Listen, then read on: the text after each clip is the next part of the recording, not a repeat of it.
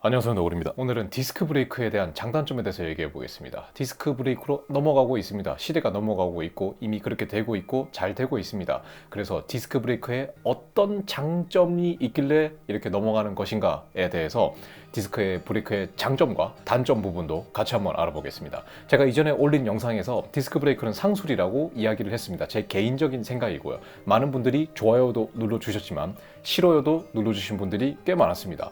약간의 오해가 있으신 것 같은데 저는 디스크 브레이크를 반대하지 않습니다. 절대 반대하지 않습니다. 디스크 브레이크는 좋아요. 저도 타면서 디스크 브레이크의 장점이 더 좋고 더 좋은 시스템이고 앞으로도 이게 더 좋을 거라고 생각합니다. 하지만 저는 과도기의 시대에서 너무나 선택지가 없는 게 아닌가라는 생각입니다.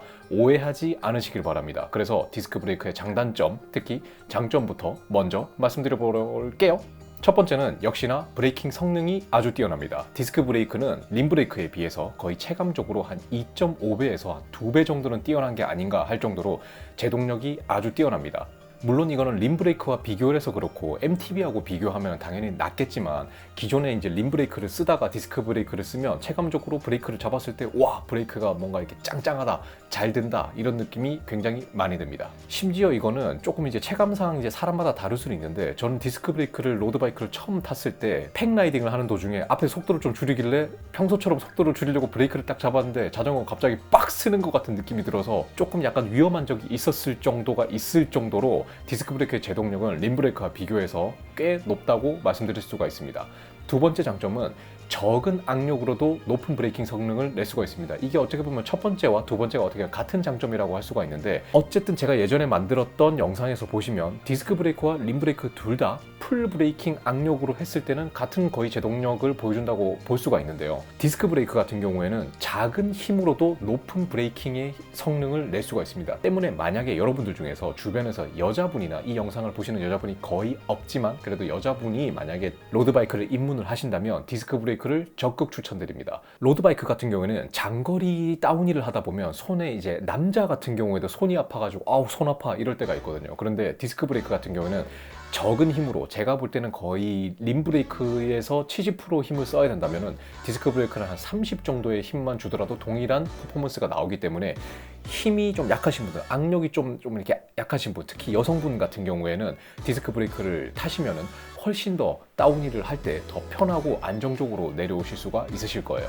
그리고 이거는 장점이라기보다는 특징 중에 하나인데요. 림 브레이크는 예를 들어서 단계가 0에서부터 1, 2, 3, 4, 5, 6, 7, 8, 9, 10, 10단계가 있다면 디스크 브레이크 같은 경우는 0에서 3, 7, 10 이런 식으로 이게 굉장히 짧습니다. 이게 그러니까 림 브레이크는 여기서부터 이렇게라면 디스크 브레이크는 여기서부터 이렇게 해요. 그렇기 때문에 이런 부분들도 약간 좀 이렇게 특징인데 이거는 그냥 잠깐만 타다 보면 적응되는 부분이기 때문에 큰 장단점이라기보다는 그냥 특징이라고 하고 넘어가면 되겠네요. 다음 이것도 엄청난 장점입니다. 바로 전천후성. 이것 때문에 MTB에서 거의 디스크 브레이크를 쓰는 이유 중에 하나죠. 바로 비가 오거나 눈이 오거나 어떤 상황에서도 동일한 진짜 뛰어난 퍼포먼스 브레이킹 성능을 보여주는 것이 바로 디스크 브레이크입니다. 림 브레이크 같은 경우에는 카본 림을 쓰게 되면 카본 림을 손상을 적게 하기 위해서 카본 패드를 쓰게 되는데 그 카본 패드가 아무래도 굉장히 미끄럽습니다. 특히나 비가 오거나 습기가 많은 날만 해도 브레이킹이 쫙쫙 밀려서 진짜 위험한데 디스크 브레이크는 그딴 게 없습니다. 비가 오든 눈이 오든 어떤 상황에서도 브레이킹의 퍼포먼스가 그렇게 조금 저하될 수는 있어도 거의 체감이 되지 않을 정도로 항상 좋은 퍼포먼스를 보여주기 때문에 아주 이게 디스크 브레이크의 진짜 엄청난 장점이라고 할 수가 있겠죠. 특히나 비 오는 날 만약에 다운힐을 할 때 좀 무서웠던 분이 있으시다면 디스크 브레이크를 타면 그런 문제들은 다 이제 하늘로 날아가 버리게 되는 거죠. 네, 다음은 클리어런스입니다. 클리어런스가 뭐냐면 휠이 이렇게 있으면 포크가 이렇게 있죠. 이 포크의 모양이 이거 그거 아니에요. 어쨌든 휠이 이렇게 있어요. 포크가 이렇게 돼 있죠. 이 포크의 여기서 얼마나 두꺼운 타이어와 휠을 끼워 넣을 수가 있느냐를 얘기하는 부분인데요. 이거 같은 경우에는 림 브레이크 같은 경우에는 림 브레이크 캘리퍼의 이 폭이 기본적으로 좁기 때문에 큰 타이어를 꼽기가 힘듭니다. 그렇기 때문에 디스크 브레이크 같은 경우에는 브레이크가 여기 이제 밑에 있기 때문에 여기 아무것도 없죠. 그렇기 때문에 큰 타이어를 꼽는데 아주 용이합니다. 때문에 CX나 그래블 이런 엔듀런스 장르 같은 경우에는 제동력을 떠나서 클리어런스를 넓히기 위해서라도 디스크 브레이크가 어떻게 보면 거의 필수다라고 말씀드릴 수 있을 것 같아요. 네, 다음은 유압 케이블을 사용하는 데 있어서의 장점이 있습니다. 유압 케이블은 정확히는 유압 호수 이렇게 얘기를 하는데, 네, 보통 기본적인 림브레이크 같은 경우에는 케이블 방식을 사용하게 되죠. 케이블 방식은 말 그대로 그 케이블 그 아우터 그 안에 쇠로 되어 있는 케이블이 있습니다. 그 케이블 같은 경우에는 단점이 인터널 케이블링이나 이런 거를 이제 설계를 하다 보면 그 저항이 생겨서 이게 좀 뻑뻑해지거나, 그리고 심각한 경우에는 브레이크를 잡았다가 이 브레이크가 다시 원복이 안 되는 그런 심각한 문제가 생길 수가 있습니다. 이런 비슷한 문제가 일어났던 게 예전에 스페셜라이즈드의 벤지 바이아스 같은 경우에 브레이킹 라우터 이런 인터널 케이블에서 이제 문제가 생겨서 그런 것 때문에 완전 브랜드 이미지가 똥망이 될 뻔도 했지만, 지금 다시 이제 역시 마케팅의 스페셜라이즈드 다 극복을 했죠. 이런 문제가 유압에서는 생기지 않습니다. 기본적으로 안에 유체가 흐르기 때문에 케이블이 아무리 심각하게 꼬인 것만 아니라면은 그런 저항이 따로 생기지가 않기 때문에 그런 문제가 전혀 생기지도 않습니다. 또한 그런 걸로 인해서 굉장히 좀 이제 전반적으로 브레이킹 시스템 자체가 좀 어느 정도 안정적이다라고 말할 수가 있어요. 물론 이거는 좀 단점은 좀 뒤에서 좀 얘기를 하겠습니다. 또 하나의 극적인 장점은 역시 열 변형이 없습니다. 열 변형 따위는 없다. 정확히는 열 변형이 날 수가 없죠. 휠 자체에 보시다시피 디스크가 여기에 있고 여기에서 브레이킹을 잡기 때문에 이 위쪽에는 전혀 아무런 그런 게 가지 않습니다. 아무리 세상이 더워서 노면 온도가 100도가 된다고 해도 이 카본이 100도에서 녹지는 않기 때문에 그런 걱정이 기본적으로 원천적으로 없습니다. 물론 이 디스크 로터 같은 경우에도 열 변형이 와서 휠 수는 있지만 이 로터 같은 경우는 기본적으로 소모품입니다. 때문에 이건 어차피 갈아야 되는 거기 때문에 열 변형이 난다고 해도 오늘 열 변형 났네? 갈면 되지 하고 갈면 됩니다. 이게 기본적으로 가격도 그렇게 비싸지 않아요. 105 같은 경우에는 한 장에 10만 원도 되지 않는 가격이기 때문에 휠 전체 가격과 비교해보면 굉장히 싼 가격이죠. 그렇기 때문에 이거는 열 변형이 나지 않는다라는 거는 굉장히 림브레이크를 기존에 사용하던 카본림 사용자들에게 있어서는 굉장히 진짜 극단적인 장점이라고 할 수가 있겠죠. 네, 그러면 단점도 알아봐야죠. 첫 번째 단점은 바로 소음입니다. 이 소음 문제는 그렇게 심한 단점은 아닙니다. 그냥 참으면 되고, 그리고 이제 세척하고 이렇게 깨끗하게 관리를 하다 보면 소음은 없앨 수가 있는 부분이기 때문에 이거는 그렇게 큰 단점은 아니에요. 이제 비 올 때 라이딩을 하게 되면 소음이 좀 크게 나기는 하지만 이거는 저는 개인적으로 생각할 때 큰 단점은 아니라고 생각합니다. 물론 소리가 커서 굉장히 좀 신경도 쓰이고 듣기 싫고 이럴 때도 있기는 하지만 큰 단점은 아니에요. 네, 두 번째 단점은 유지 관리가 어렵습니다. 유지 관리가 어렵다라는 말은 뭐냐면은 자가 정비하는데 꽤 어려움이 있습니다. 기본적으로 모든 100% 모든 디스크 브레이크들이 유압을 쓰는 거는 아니지만 거의 모든 디스크 브레이크들은 유압 시스템과 연결이 되어 있는데요.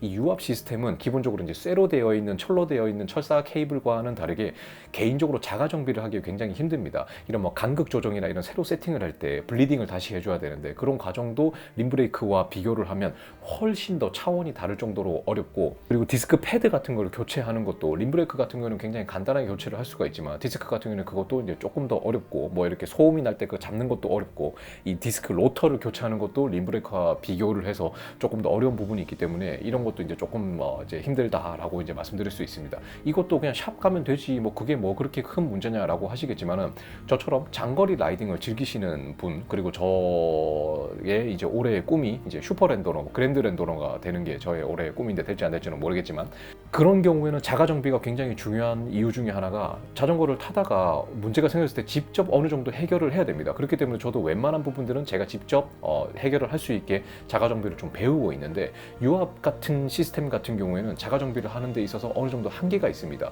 문제가 생겼을 때 샵에 가지 않고서는 해결이 안 되는 부분, 해결이 힘든 부분이 있기 때문에 이런 부분은 제가 개인적으로 생각했을 때 여러분들은 큰 단점이 아니다라고 생각하시지만 저는 그거는 좀 심각한 단점인데 라고 생각할 수 있는 부분인 것 같아요.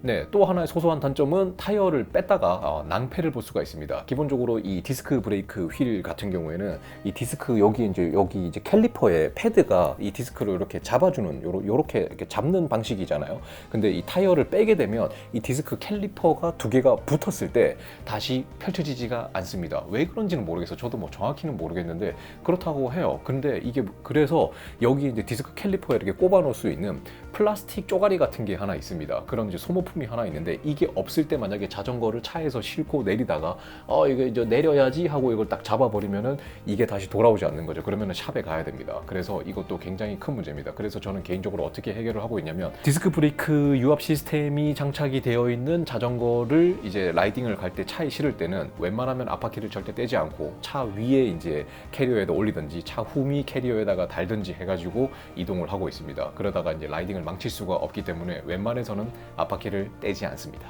혹시 팁 중에 하나는 여러분들이 만약에 라이딩을 가서 이제 바퀴를 빼야 되는데 그 꼽는 게 없다면 1,000원짜리를 여러 번 접어서 꼽으시든지 아니면은 뭐 깍지 같은 거를 이제 꼽아 놓으시면은 그런 불상사를 미연에 방지를 할 수가 있습니다.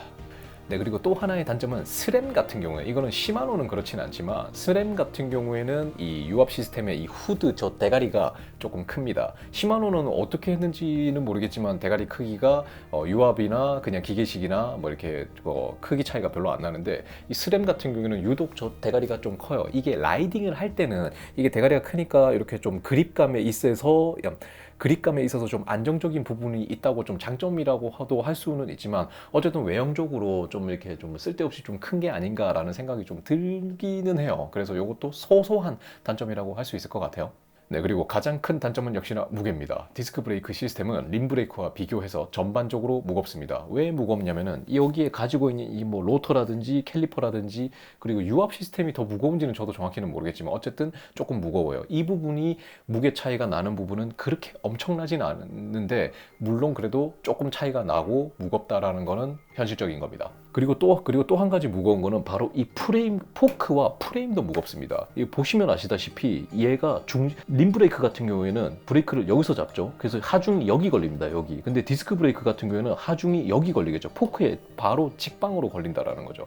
그렇게 되면 뭐냐면 얘가 더 튼튼해야 되겠죠. 관성 때문에라도 브레이크를 잡으면 앞바퀴에 거의 모든 제동력이 거의 많이 쏠리게 되는데 그런 상태에서 이 포크가 만약에 약한 데다가 만약에 여기에 이 끝단, 이 중심축에서부터 더 먼 곳에서 하중이 더 저항이 많이 걸리기 때문에 이 포크를 더 보강을 해줘야 되는데 또 한 가지 문제가 있습니다.